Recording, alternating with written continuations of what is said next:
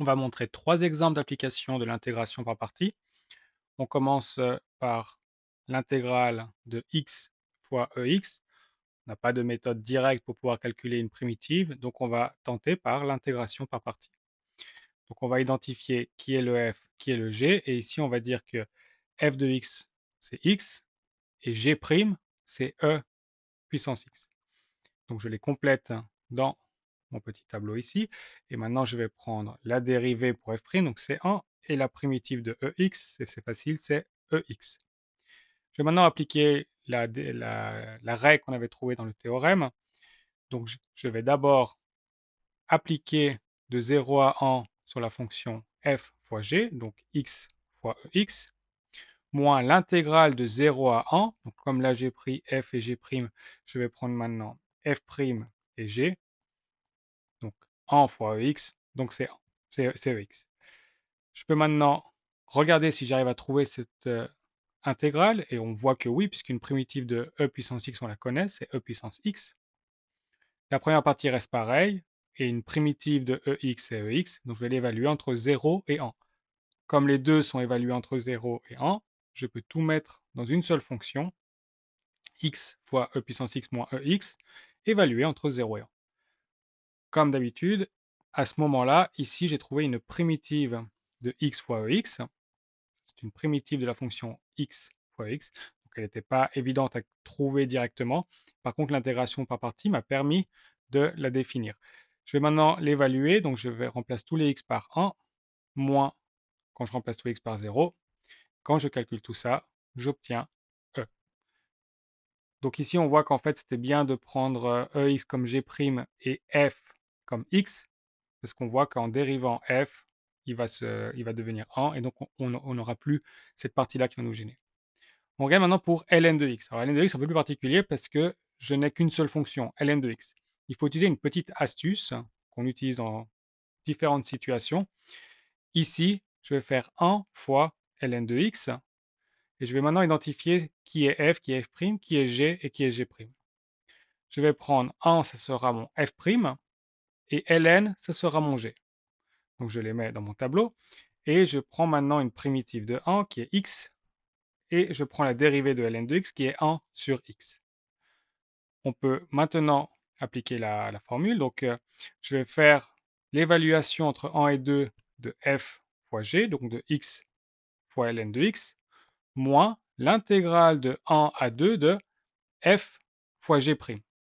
Donc, comme ici j'ai f' et g, maintenant je vais prendre f fois g', et on voit tout l'intérêt d'avoir fait de cette façon-là, puisque le x et le 1 sur x vont se simplifier. Ça donne donc toujours la première partie qui ne change pas, et la deuxième, on va faire l'intégrale de 1 à 2 de 1, puisque ici je simplifie le x avec le 1 sur x. Ça me donne x ln de x toujours évalué entre 1 et 2, moins, et une primitive de 1, on l'avait déjà vu ici, une primitive de 1, c'est x de 1 à 2. Comme les deux sont évalués entre les deux mêmes valeurs, les deux mêmes bornes, je peux tout mettre dans une grande parenthèse qui est x ln de x moins x.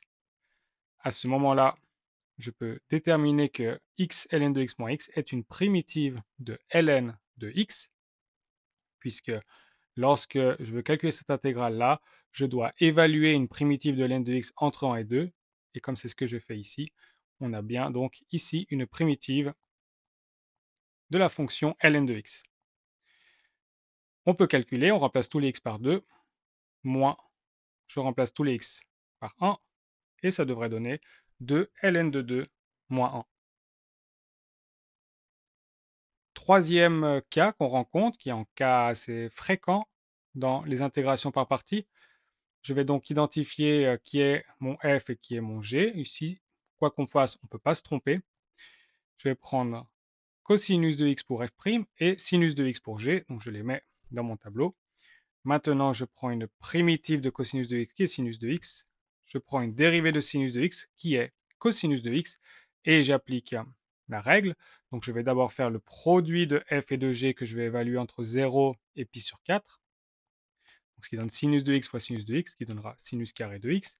Et je vais soustraire la différence, enfin je vais soustraire l'intégrale de 0 à pi sur 4 de f fois g', puisque là j'ai pris f' fois g. Donc je vais faire f fois g', moins sinus de x cosinus de x. Puis là, on peut se dire que ça ne nous arrange pas beaucoup parce que celle-là, on ne sait pas mieux la calculer que celle-là. Mais si on regarde bien, en fait, c'est la même. Sinus x, cosinus x, cosinus x, sinus x, c'est pareil. On les met en évidence et on l'appelle i.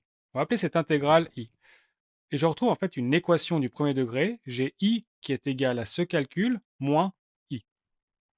Ce qui veut dire que si je fais plus i ici, je vais avoir 2i à gauche et à droite, il va me rester que ce calcul-là qui est sinus carré de x évalué entre 0 et pi sur 4. Je peux maintenant diviser par 2 à gauche et à droite, sinus carré de x sur 2 de 0 à pi sur 4.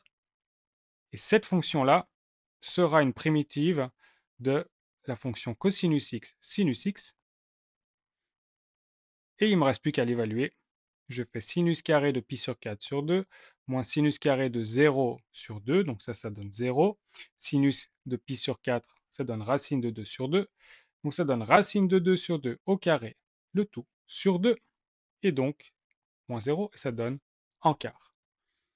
Donc on se rend compte là qu'on a différentes méthodes dans l'intégration par partie. On peut multiplier par en, on peut devoir identifier le FEG, ou on peut avoir des cas, entre autres, où il y a des cosinus, des sinus ou des e puissance x. On a souvent le cas où on a la même intégrale qui réapparaît dans la partie avec intégration par partie. Et donc, il va falloir résoudre une équation premier degré.